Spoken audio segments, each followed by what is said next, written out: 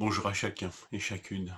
Que le Seigneur vous accorde sa paix, sa grâce, sa miséricorde, qu'il nous fasse prendre conscience que décidément, notre Seigneur est étonnant et au-dessus de ce que nous pouvons imaginer. Lisons ensemble le prophète Osée, au chapitre 11. Le verset 9. Je n'agirai pas en fonction de l'ardeur de ma colère. Je renonce à détruire Éphraïm, car je suis Dieu et non pas un homme. Je suis saint au milieu de toi, je ne viendrai pas avec colère. Le livre d'Osée nous révèle la tension qui existe entre l'amour de Dieu et sa colère. Le prophète va incarner en quelque sorte cette tension en épousant une épouse prostituée et infidèle donc. Et il va ressentir dans sa propre chair et donc pouvoir exprimer ce que Dieu veut exprimer à l'égard de son peuple. Quelque part, la colère de Dieu est l'expression de son amour exclusif à l'égard de son peuple. Cette souffrance entre l'amour et l'attachement de l'époux et le constat de l'infidélité de l'épouse, le prophète va vivre cela et donc porte-parole de cette souffrance divine, de cette tension qui existe en Dieu. Et cette tension, nous la trouvons exprimée au verset 7 et 8. Lisez-les, relisez-les. Je lis ici le verset 8. Comment te traiterai-je, Éphraïm? Faut-il que je te livre à l'ennemi, Israël? Dois-je te traiter comme Adma, te rendre semblable à Tseboïm? Je suis tout bouleversé, je suis rempli de compassion. Cette tension est exprimée dans ces deux verbes, bouleversé et rempli de compassion. En fait, ce terme est fort, je suis tout bouleversé.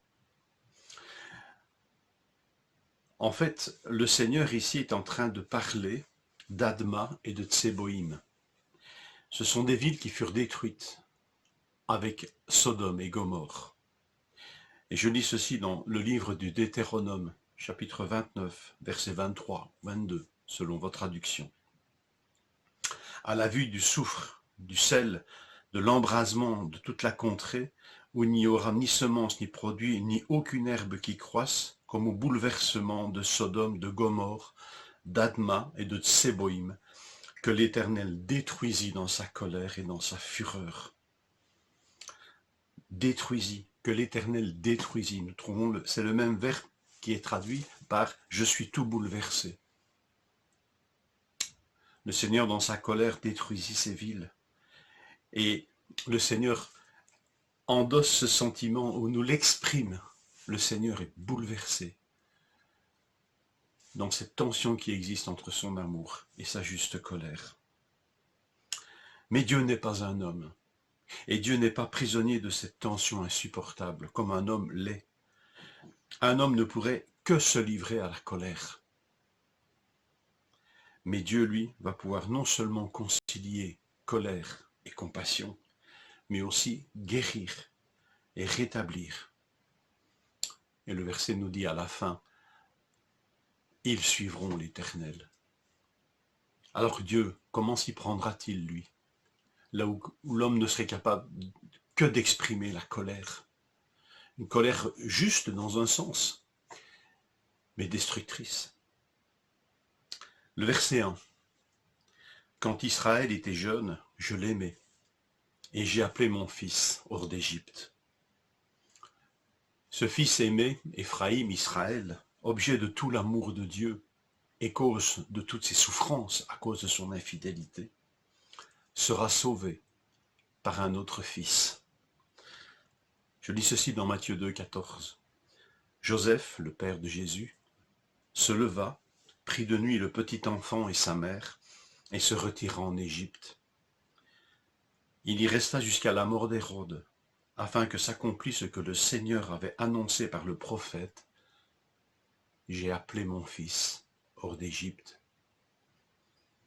C'est par ce Fils bien-aimé et bien-aimant que Dieu nous sauve de la colère et nous exprime sa compassion, son pardon et toutes ces possibilités incroyables de changement profond dans le cœur de tout homme.